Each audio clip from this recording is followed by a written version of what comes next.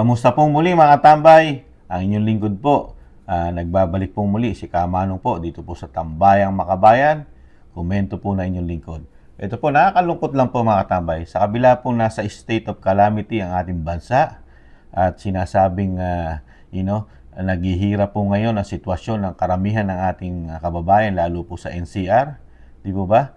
Nilulubog tayo ng baha. Sa kabila nun na talagang kailangan po ng agarang tulong. Pero sa kabila nun, talagang sinasamahan pa rin po ng sinasabing mga namumulitika, lalong-lalo po dito sa ating Vice President Sara Duterte. Dahil po nalaman po ng mga sinasabing namumulitika po kay Vice President Sara Duterte na lumipad po siya at natapat po na may bagyo pong parating nung siya'y umalis. Binigyan na po nila ng napakalaking issue at sinasabing nasaan ang Vice President at kung kailan pa po darating ang bagyong Karina o may bagyong Karina ay wala po ang Vice President ng Pilipinas mga katambay. Ito po, nakakalungkot po. Pero ito po, may picture po lumabas mga katambay. Pakita po natin yung kumakalat na picture na kasama po ang pamilya o ayan po ikuha sa airport mga katambay. Kasama po ang asawa. At may bali-balita, kasama rin po ang magulang ng Vice President Sara Duterte. Nakakalungkot lang po na talagang sa kabila ng nangyayari sa ating kalamidad sa ating bansa, ang isang Vice President, hindi man lang sila nag-research na kahit ba umalis o talagang naka-schedule na ang pag-alis ng Vice President at hindi pa natin alam kung ano ang dahilan at ano ang pakay niya sa bansang Germany. Hindi man lang inintay dahil yan po ay magsasalita. Magsasalita po ang Vice President lalong-lalo po sa pagbalik niya. Hindi naman po siya katulad ng ibang politiko ang ating Vice President mga tambay. Hindi po niya iniwanan ang bansa natin na nakatiwangwang lang o sinasabing wala man lang siyang gagawin. Pagtugon dito po sa dumating nating problema, ang bagyo, mga katambay, na naharap po sa state of calamity ang ating bansa. Hindi po ganun ang mga Duterte. Kahit po umalis ang Vice President, nagpa-function po, mga katambay. Nagpa-function ng kanyang opisina. Kahit limitado pa lang ang kanyang budget, ang kanyang asset bilang Vice President, hindi po katulad ng Presidente ng Pilipinas na talagang control halos lahat. Ang departamento at ang kaperahan ay halos nakokontrol ng Pangulo ng Pilipinas. Tapos hahanapin mo ang isang Vice President. Pero sa kabila nung sinasabi ni Kamanong, hindi po nagre-research ang mga ito at makabanat lang po para mapolitika at masiraan po ang Vice President ng ating bansa na si Sara Duterte. Siraan lang po at pababain ang credibility. At ang sinasabing pamumulitika nila ay talagang hirap na hirap po sila mga katambay na pabagsakin ng Duterte. Lalo po sa mga ganito, hindi po matetesting at masusubok po ang isang Duterte sa kalamidad mga katambay. Dahil alam natin kung paano nagtrabaho sa atin ang kanyang ama ng 6 na taon na kalamidad na lahat halos ng kalamidad ay nasapol. Nasapol po ni dating Pangulong Duterte. Pati po yung kalamidad na hindi niya inabot, naayos niya po. Yung Yolanda po, halos 80+% po ang natapos po na proyekto sa Yolanda, mga tambay. Halos 15% na lang, kulang 15% na lang po ang naiwanan niya sa panahon po ngayon ni PBBM, mga tambay. Ito po, meron po kasing, meron po magpapatunay na gumagalaw at nagpapangsyon ang pagtugon at pagtulong ng Vice President sa ating bansa. Dahil umalis po siya, ayan, may makuha pa nga siya. Talagang yung sinasabing mga nakatutok at nagbabantay sa Vice President para makakuha lang po ng sinasabing ipupolitika sa kanya. Pero ito po ang totoong nangyari, mga tambay. Ayan po, ang mga pagkain, mga nakapack na, nakalagay na sa mga box na kumpleto na sa opisina po ng Vice President, mga katambay, na talagang ang pag-alis, ayan po, isinasakay na po ang pagtulong po mga katambay sa Office of the Vice President mga katambay. Kahit po wala ang Vice President, talagang nahandun po yung sinasabing ahead, advance. Advance po kasi ang mga Duterte mga katambay. Dahil yan po ang diskarte ng mga Duterte. At ang Vice President po, isang mayor. Isang mayor po, mga katambay. Naging mayor po ito ng siyudad ng Davao. Alam po nitong humawak at mag-handle ng mga ganitong calamity sa bansa natin, sa Pilipinas. Dahil ang Davao ay napakarami rin pong calamity, hindi lang po bagyo ang dinadanas ng probinsya o city ng Davao. Di po ba mga katambay? Meron pa pong mga insurgent yan, mga nahandyan, mga kaliwang grupo, pati isama na natin ang mga droga, krimen na nahahawakan po nila.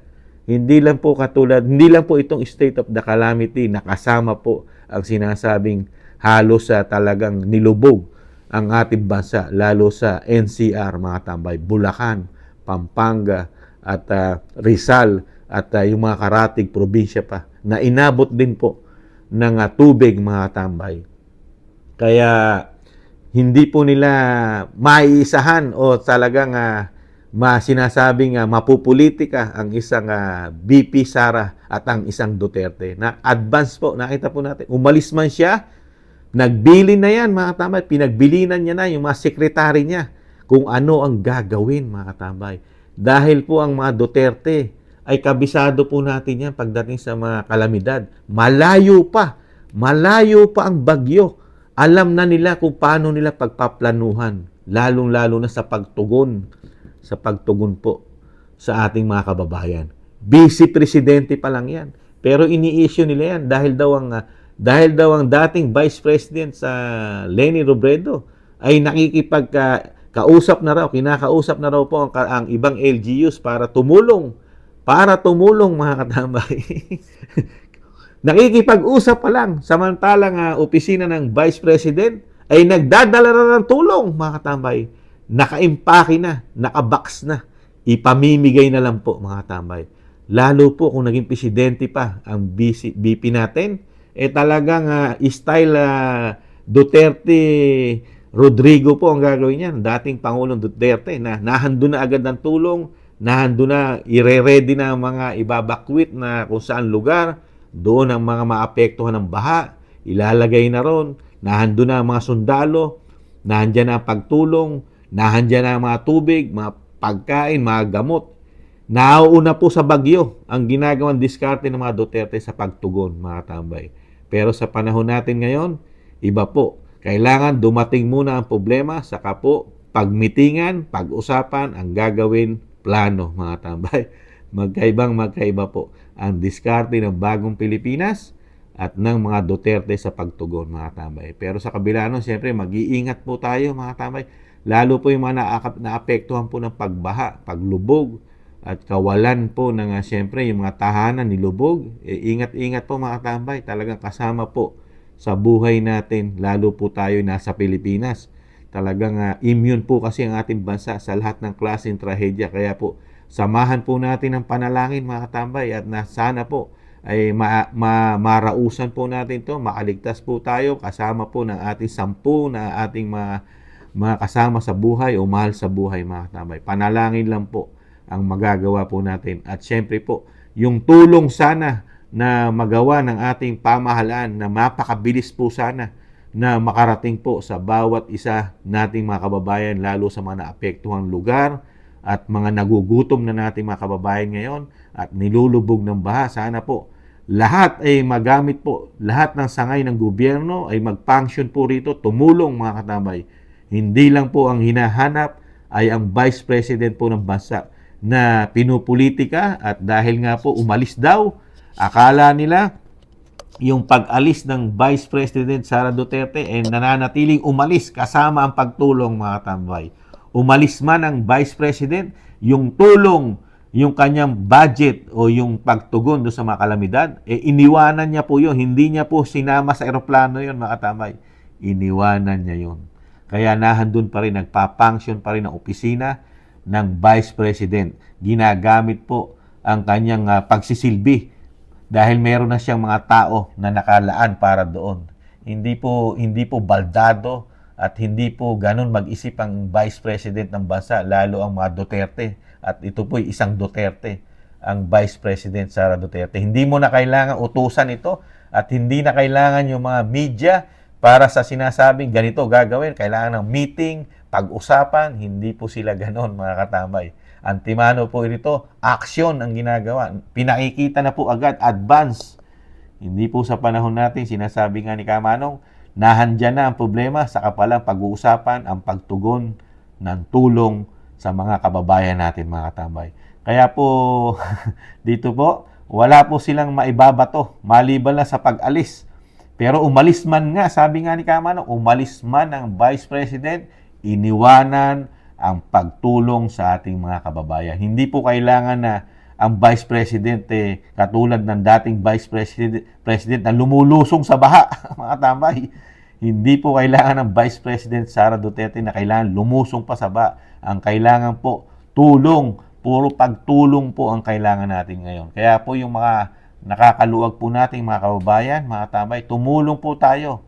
At ito na po ang kailangan na talagang tumulong sa ating mga nasalanta, lalo po sa ating mga kababayan na may hirap, kailangan po natin pagtulong-tulungan. Lalo po lahat na po ng ahensya ng gobyerno, sana po mag-function po rito at makatugon, mga tambay. Gamitin na po ang asset natin dahil nakita po natin ang ginawa rin po ng Bagong Pilipinas, yung pagtugon po sa sinasabing puro ayuda, magmula nung maupo, puro ayuda ng ayuda kahit walang kalamidad. Sana po, ganun din ang gawin po rito. Ito po'y problema at kalamidad at nasa state of calamity ang ating bansa. Sana po, ganun din ang gawin, mga tambay. Kung paano nila busugin sa ayuda na wala pang kalamidad, dapat ganun din po ang gawing suporta po ng pamahalaan, lalo po ng sinasabi natin Bagong Pilipinas. Suportahan hanggang sa makabalik sa mga dating normal na buhay ang ating mga kababayan, lalo sa mga nilubog, mga tambay. At talagang sana po, nakikita po natin sa telebisyon, sa mainstream media, ang mga nilulubog, mga sasakyan, di po ba? Ang mga na-stranded, ang mga naiipit na mga kababayan natin, sana po, gamitin lahat ang asset ng gobyerno para po makatugon. At nakakalungkot lang po, sa kabila na nangyayari sa ating bansa, pinupolitika pa rin po, sinasamahan pa rin ng politika, mga tambay, nakakalungkot. Pinupolitika pa rin ng ating Vice President Sara Duterte. Kaya lang, sinasabi nga ni Kamanong, iba ang tatak Duterte, mga tambay, lalo sa trahedya o sa mga kalamidad na ganito. Hindi mo sila masisilipan, mga tambay, na hindi kasi ang mga Duterte, hindi sila yung disusi. Kailangan susian mo pa para kumilos. Sila hindi. Kumikilos na bago pa yung susi, mga tambay, dumating. Hindi sila yung tipong ngingas-kugon na politiko. Hindi ngingas-kugon ang mga Duterte. Yan din po ang kinahanga ng inyong lingkod ni Kamanong sa mga Duterte. Yung pagiging makapilipino, makabayan, at sinasabi nga natin na talagang nagtatrabaho para sa bayan, mga tambay. Lalo sa mga ganitong kalamidad, talagang maaalala mo ang Duterte, lalo ang dating Pangulong Duterte. Maaalala mo ang pangalan niya sa mga ganitong klaseng state of calamity o kalamidad nangyayari sa ating bansa. Papasok sa isip mo ang isang Duterte. Di po ba, mga tambay? Kaya ingat po, mga tambay, ingat po tayo sa lalo po sa paglaki ng tubig. At samahan po natin ang panalangin, mga katambay, at nananalangin po para po sa mga kababayan natin, sa kababayan ko po, lahat po ng Pilipino na apektuhan. Nananalangin po ang inyong lingkod na sana po makaligtas po tayo ng maayos at wala po masaktan sa ating pamilya. Tiis-tiis lang po, mga tambay, at samahan ng maraming panalangin. Ingatan nawa po, mga tambay. Sa muli po, si Katambay Manong po, nananalangin po para sa Pilipino at sa Pilipinas. Paalam po. Bye-bye.